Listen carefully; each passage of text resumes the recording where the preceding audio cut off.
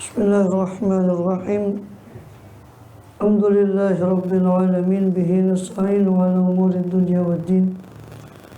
Wa sallallahu wa sallam ala asyrafil anbiya'i wal mursalin sayyidina Muhammadin wa ala alihi wa sahbihi ajma'in wa ala jami'i tabi'in lahum bi ihsanin ila yaumiddin wa alina ma'ahum bihim birahmatika ya arhamar rahimin.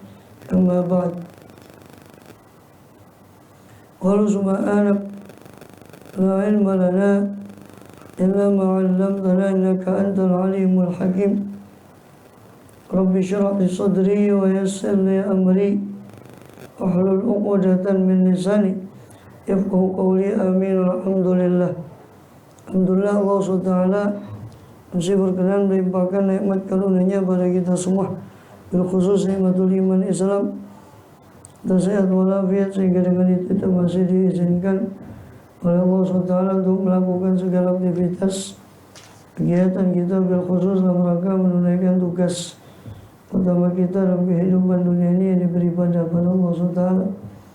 Dan kita masih melanjut di pembahasan dari kitab Riyadhul Badi'ah. Yang terakhir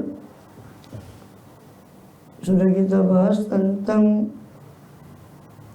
sifat-sifat yang berkenaan berkait dengan Allah SWT dan yang berkait dengan para anbiya, para rasul, baik yang wajib bagi Allah maupun sebaliknya yang mustahil bagi Allah, dan juga yang jaiz bagi Allah SWT, dan juga yang wajib bagi para rasul, yaitu 4: siddiq, amanah, tabligh, fadalah, dan juga lawannya 4, itu siddiq lawannya kadzib, amanah lawannya khianat, kemudian baladah lawan dari fadalah, kemudian kitman lawan dari tabligh. Dan satu sifat yang jaiz bagi para rasul, yaitu bolehnya para rasul untuk bersifat seperti manusia biasa, sifatul bashar, karena mereka manusia, seperti makan, minum, dan sebagainya, menikah, memiliki keturunan, sakit, yang tidak mengurangi derajat mereka sebagai pengemban risalah dari Allah SWT. Dan mengumpulkan makna semua sifat itu tadi adalah kalimat la ilaha illallah Muhammadur Rasulullah. Itu sudah mengumpulkan semuanya. Kenapa? Karena dikatakan bahwa la ilaha illallah itu berarti mengandung makna ikrar, untuk menafikan ketuhanan dari selain Allah, dan isbat menetapkan ketuhanan hanya kepada Allah. Maka dari situ mengharuskan atau melazimi bahwa Allah Ta'ala itu mustaghnin an kulli ma siwah, karena dia satu-satunya ulu ilah, maka dia mustaghnin, maha cukup dari segala yang selain dia. Dan sebaliknya muftaqirun ilaihi kullu ma ada, dan memerlukan kepada dia semua yang selain dia memerlukan pada dia. Ini penjelasan bahwa semua sifat tadi tercakup pada la ilaha illallah Muhammad Rasulullah. Kok bisa tercakup pada la ilaha Muhammad Rasulullah? Tadi kita jelaskan bahwa jadi la ma'budu ba'da wujudi illallah, tidak ada sesembahan yang hak di alam wujud kecuali Allah. Itu mengharuskan bahwa Allah Ta'ala sebagai ilah itu maha cukup dari segala yang selain dia, bahkan amat memerlukanlah kepada dia segala yang selain dia kepada Allah SWT. Dan Rasulullah mustaghnin kulli ma siwa, dari situ berarti mengakibatkan melazimi makna, mengharuskan makna bahwa tidak ada yang maha cukup dari segala yang selain dia, dan tidak ada yang mana tidak ada zat yang lain yang selain dia itu memerlukan kepadanya kecuali Allah SWT. Dan ini, pernyataan ini berarti mengharuskan bahwa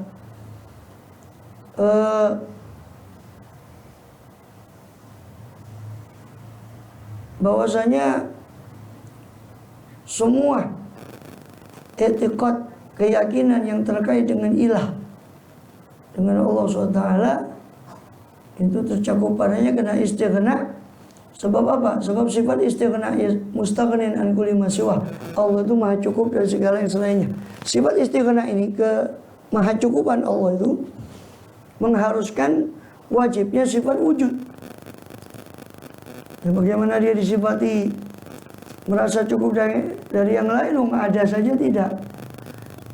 Berarti mengharuskan sifat wujud, dan wujudnya tentu haruslah berbeda dari wujud yang lain yang diadakan. Dia saja mustaghnin, maha cukup dari segala yang selainnya, berarti wujudnya dengan zatnya, bukan karena diadakan.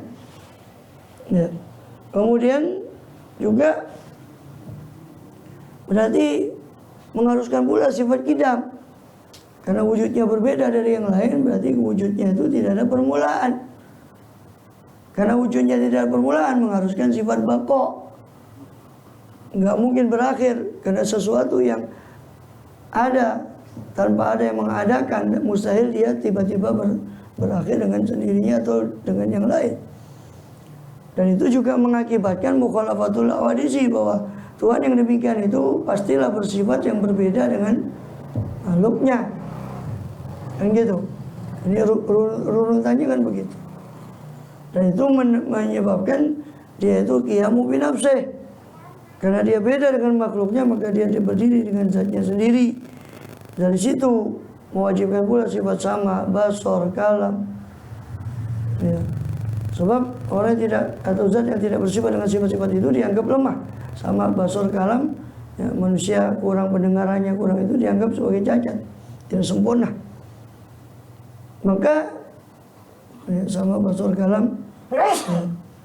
Sebab kalau Allah tidak bersifat dengan sifat yang tadi disebut, berarti dia butuh, perlu kepada yang mewujudkan Allah, atau yang menolak dia dari segala kekurangan. Maka dari situ, ya, ketika wajib sifat-sifat yang diucapkan tadi, berarti mustahil lawannya. Ya. Dan dari situ pula mengharuskan untuk kita menafikan kewajiban Allah untuk memperbuat sesuatu. Karena Allah kan mustaghnin, tadi sebut makna la ilaha illallah itu adalah bahwa Allah itu maha cukup dari yang selain dia. Berarti Allah, tidak ada kewajiban bagi Allah untuk melakukan sesuatu atau meninggalkan sesuatu. Ini saya masih membahas ketercakupan la ilaha illallah Muhammad, ketercakupan semua makna yang kemarin kita pelajari itu pada kalimat la ilaha illallah Muhammad Rasulullah.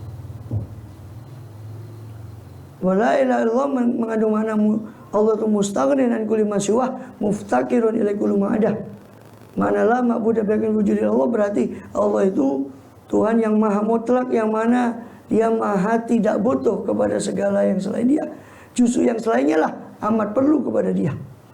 Nah, sifat kemaha cukupan Allah dari selain dia berarti mengharuskan bahwa Allah tidak wajib untuk melakukan sesuatu atau meninggalkan sesuatu. Ya kan? Allah maha cukup. Kalau Allah, kita katakan wajib melakukan sesuatu atau wajib bagi Allah meninggalkan sesuatu, berarti kemahasempurnaan Allah bergantung pada memperbuatnya Allah kepada sesuatu yang wajib dia lakukan tadi kan. Berarti kan Allah nggak sempurna, masih perlu kepada melakukan sesuatu berarti.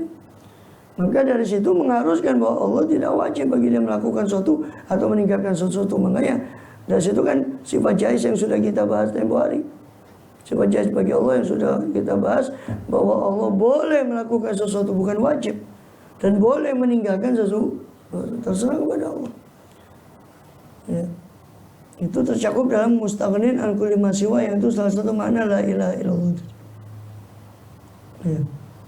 Maka dari mustaghnin an kulli ma siwa itu wajib 23 akidah. Itu 12 sifat yang wajib plus 12 lawannya, 11 sifat yang wajib, 11 lawannya ditambah, jadi 22 ditambah 1 sifat jaiz. Itu tercakup dalam kalimat mustaghnin an kulli masih tadi yang saya jelaskan, wujud idam baqo wal basar qiyamul masih sama basar kalam. Ya. Maka itu wajib bagi Allah SWT tentang sifat-sifat itu. Maka itu mencakup 23 akidah. Sisanya terkandung dalam makna muftakirun ilaihi kullu ma'adah, bahwasanya segala yang selain Allah amat perlu kepada Allah. Kalimat bahwa atau makna la ilaha illallah yang berupa statement bahwa segala sesuatu itu pasti perlu kepada Allah, berarti zat yang dibutuhkan oleh segala sesuatu pastilah dia bersifat hidup, hayat.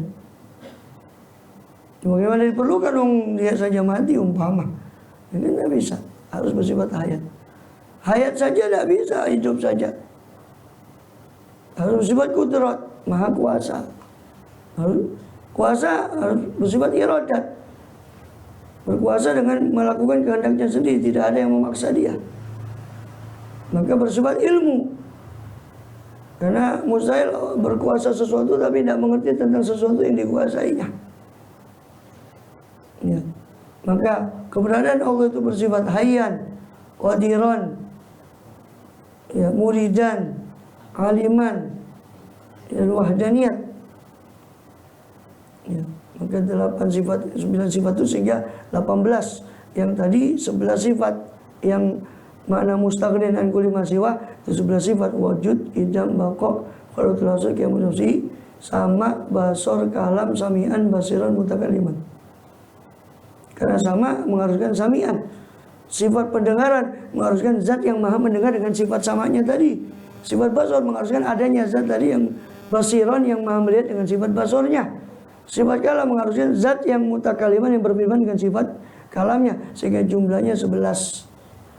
Bersama lawannya 22, bersama tadi yang saya jelaskan tadi sifat jaiz bagi Allah, bahwa Allah tidak wajib melakukan sesuatu tapi boleh Allah melakukan sesuatu, boleh juga Allah meninggalkan sesuatu. Maka 11 tambah lawannya jadi 11 juga, 22 ditambah satu sifat jaiz 23.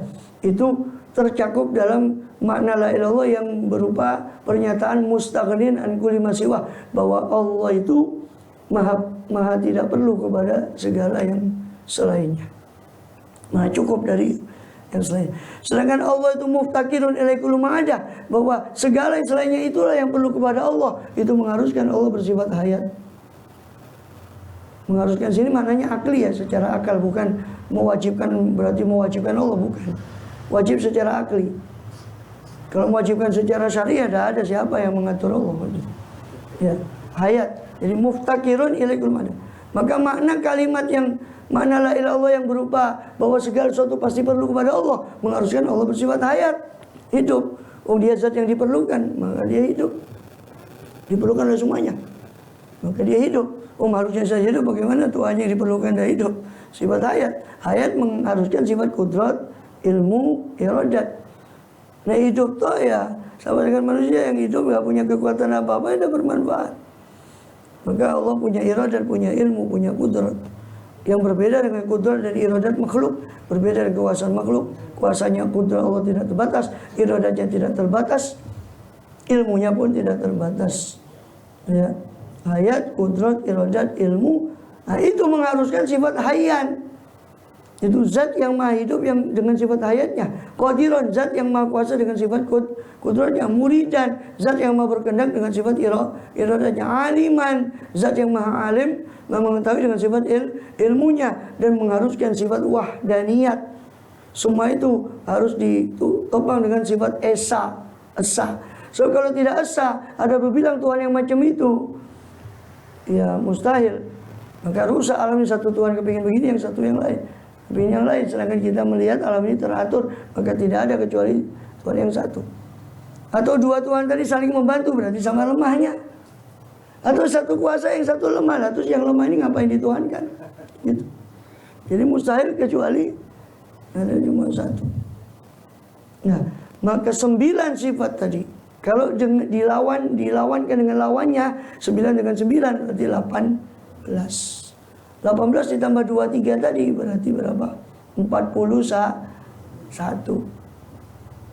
Sisanya yang 9 termaktub dalam Muhammadun Rasulullah, itu sifat yang berkenan dengan para Rasul yang wajib 4, lawannya 4, 8 ditambah 1 sifat jais bagi Rasul, bahwa Rasul boleh bersifat seperti sifat manusia, sehingga 9 dengan yang 41, jadi klop 50 akidah.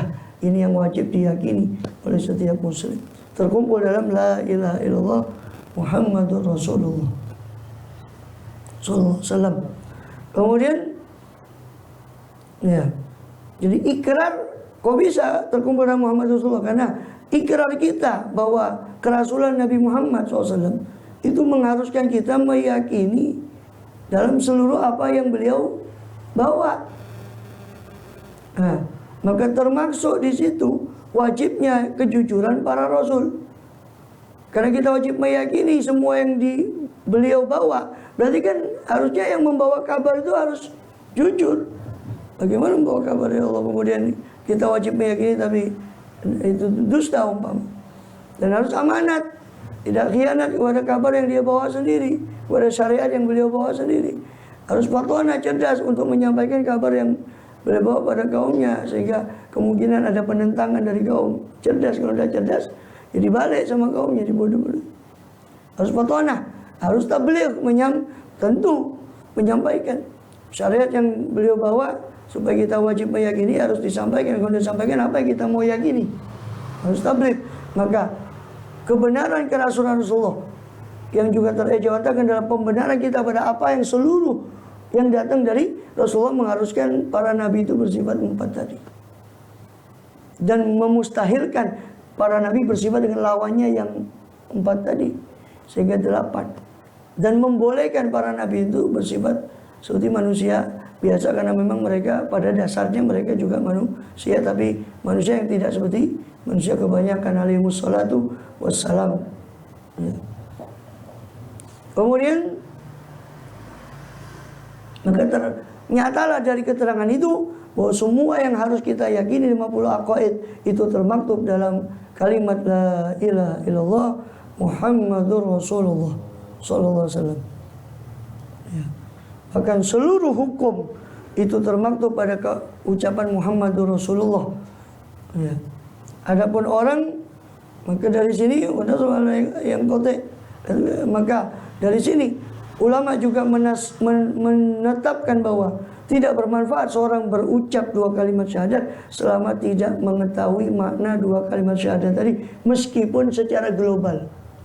Bukan makna yang perinci, meskipun makna secara gemblengan, makna secara menyeluruh. Asyhadu an la ilaha illallah, berarti saya bersaksi bahwa tiada Tuhan yang patut sembah kecuali Allah, dan Muhammad SAW betul-betul utusan Allah yang wajib kita percayai. Kalau nggak ngerti makna secara global, tidak sah dia ucapan 2 kalimat syahadat. Maka sebelum mengucapkan syahadat diajari dulu asyhadu an la ilaha illallah, minimal dia ngerti apa sih yang diucapkan, itu bukan sekedar mengucap.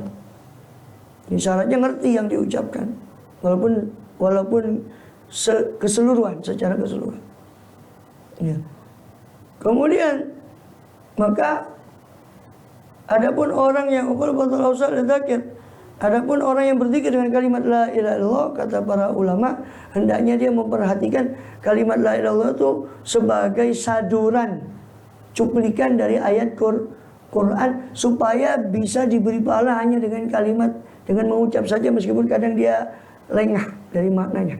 Sebab Quran, sepakat ulama, tidak ada teks suci yang dengan membacanya saja otomatis dapat pahala kecuali Al-Quran. Maka ketika niat la ilaha illallah itu niatnya kita menyadur dari kalamullah. Mana? Surat Muhammad, fa'lam annahu la ilaha illallah.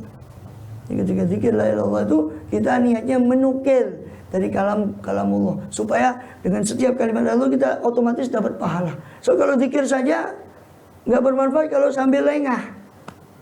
Maka supaya kita dapat pahala terus, walaupun kadang ya kita mengakui kita bakal banyak lengahnya juga dari mananya.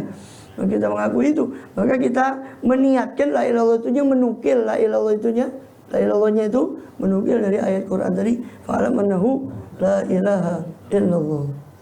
Nah, sisanya nanti sam'iyat. Sam'iyat yaitu semua yang dibawa oleh Rasulullah yang nggak bisa akal masuk di situ seperti surga, neraka, kubur dan sebagainya, itu masuk di Muhammadur Rasulullah juga.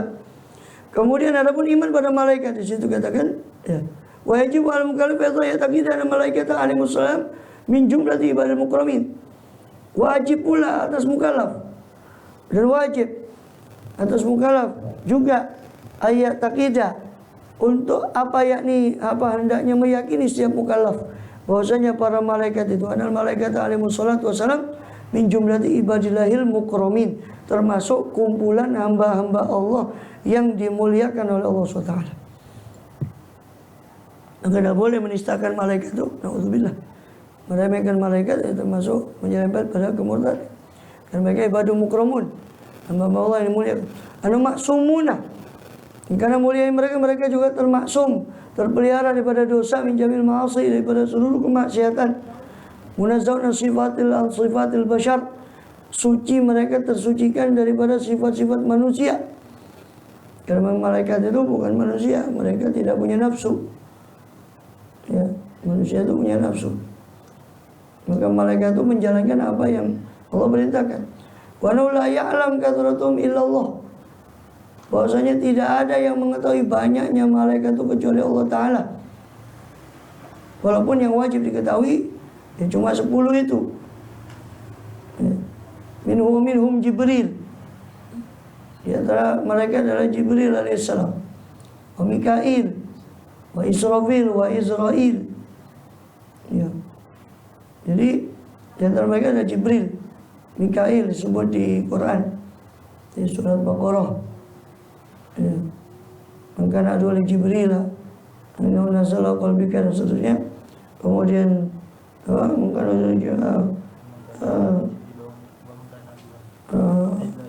mereka itu Jibril dan Mikail, penu'adzul kafirin. Itu disebut Jibril dan Mikail dengan qiraat yang dibaca itu Mikail. Michael katanya. Orang barat bilang Michael itu Mikail maksudnya mereka. Jibril, Gabriel, Israfil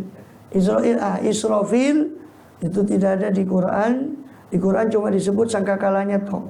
Wa nufikha fisuri, selalu dalam bentuk majhul. Wa nufikha fisuri. Yang nyebul siapa enggak disebut di situ. Yang niup siapa? Cuma disebut ditiup sangkakala. Ya. Cuma di hadis yang disebut Israfil itu di hadis. Sedangkan Israel tidak ada di Quran, tidak ada juga di hadis nama Israel. Di Quran disebut cuma malakul maut. Ya.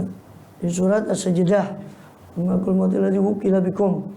Itu disebut sebagai malakul maut, bukan Israel namanya. Di hadis pun tidak ada nama Israel, itu cuma dari Israiliyat diambil nama Israel. Ya tidak apa-apa, Israel itu kan selama tidak bertentangan ya percaya boleh, tidak percaya boleh. Wa'ula mereka al-arba'ah yang 4 itu Mikail, Jibril, Mikail, Israel itu ru'asa. Mereka adalah pokok-pokoknya malaikat, pemimpin-pemimpin para malaikat. Afdaluhum, mereka yang paling utama dari semua malaikat. Minhum hamalatul arsh, di antara malaikat, di antara yang wajib diketahui juga ya adalah malaikat hamalatul arsh. Di antara jumlah kelompok malaikat adalah hamalatul arsh. Kalau tadi Jibril, Mikail dengan 10 orang malaikat yang lain itu yang wajib diketahui secara perinci karena disebut namanya satu per satu. Ada yang cuma Allah sebut kelompok-kelompok saja seperti hamalatul arsh. Ya, wa yamiluna arsy rabbika yawma idzin samaniyah. Ya, dan yang membawa arsh Tuhanmu ya di surat Al-Haqqah itu pada hari itu adalah 8 orang yang menurut riwayat hadis sekarang baru dibawa oleh 4 malaikat. Nanti tambah 4 sehingga nanti di hari kiamat baru jumlahnya 8. Hamalatul arsh disebut di Quran, cuma disebut secara kelompoknya saja, bukan orang-orangnya, bukan persatu-persatunya malaikat. Kemudian juga ya malaikat yang berkeliling di arsh disebut di surat Ghafir, surat Al-Mu'min. Alladzi yahmilul arsya man haulahu yusabbihuna dan seterusnya. Kemudian Itu kata wahumul an arbaatun, itu yang kita singgung tadi.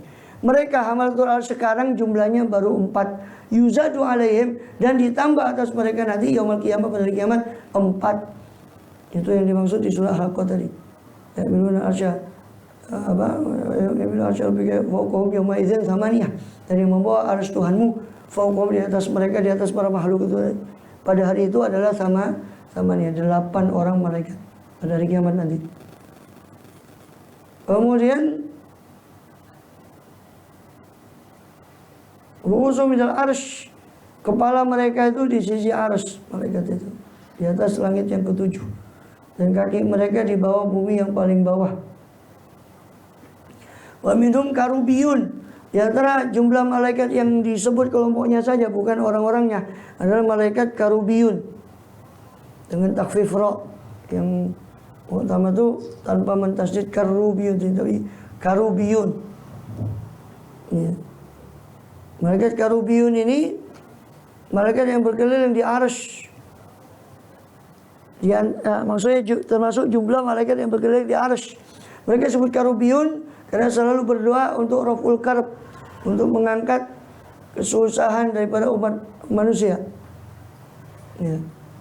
Sedangkan yang wajib dimengerti, dipahami, dia hafal, diketahui, itu secara persen-persennya itu cuma 10 itu. Tadi sebagian sudah disebut 4 tadi, sisanya omungkarun. Gitu ya. Omungkarun, ominhum munkarun, wa nakirun, mungkar dan nakir. Itu disebut di hadis riwayat Tirmidzi. Ridwan khazanul jannah, itu disebut di hadis nama Ridwan. Ya, penjaga surga cuma disebut Az-Zumar. Di surah Az-Zumar cuma disebut penjaga surga, tidak disebut namanya siapa. Di hadis disebut Ridwan. Malik disebut di surat Az-Zukhruf, Az-Zukhruf. Ya. Wa nadau ya maliku liyaqdi alaina rabbuk, dan mereka para penghuni neraka memanggil wa nadau ya maliku, wahai Malik, liyaqdi alaina rabbuk, hendaknya menyudahi atas kami Tuhanmu, wis patenono kami ini. Wahai Malik, daripada la yamutu fiha wala yahya, daripada begini sudah matikan mbok patenono sisan wis. Liyaqdi alaina rabbuk. Itu sebutannya ya maliku. Disebut di surat itu. Ada Ridwan tidak disebut namanya, cuma apa di surah akhir surah Az-Zumar itu. Sikol apa? Amanu ila jannati zumara. Atau idza qala lahum khazanatuha, dan berkata kepada mereka khazanatuha, ay khazanatul jannah. Tidak sebut namanya, para penjaga surga. Ridwan ada kepala daripada khazanatul jannah itu tadi. Ya, itu disebutkan di hadis. Malik khazanah, Raqib Atid disebutkan surat Qaf. Ma yalfidhu min qawlin illa ladaihi raqibun atid. Tidaklah terlontar satupun ucapan kecuali di sisi ucapan itu ada raqib, ada malaikat yang mengawasi, dan atid yang selalu hadir. Raqib maknanya mengawasi, atid itu yang hadir. Kemudian dua malaikat ini di kanan kiri mencatat kebaikan, yang satu mencatat keburukan. Wa ya'taqida, dan juga harus kita di antara wajib kita meyakini anna afdhalul khalqi kulluhum nabiyyuna Muhammad sallallahu alaihi wa alihi wasallam. Bahwasanya paling utamanya makhluk semuanya adalah Nabi kita Muhammad sallallahu alaihi wa alihi wasallam. Tsumma rasul, setelah Nabi Muhammad SAW kemudian para rasul. Ya. Para rasul. Kemudian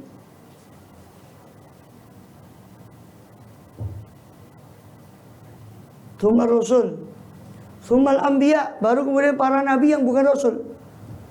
Karena rasul ada tambahan tugas, itu risalah, ada umatnya nabi untuk dirinya saja. Para nabi yang bukan rasul. Kemudian malaikah, shalawatullah salamu alaihi majma'in. Semoga salawat dan salam Allah atas mereka semua. Malaikat. Jadi Rasulullah SAW, para rasul yang lain, para nabi yang bukan rasul, dan malaikat. Kemudian sahabat, para sahabat radhiyallahu anhum majma'in.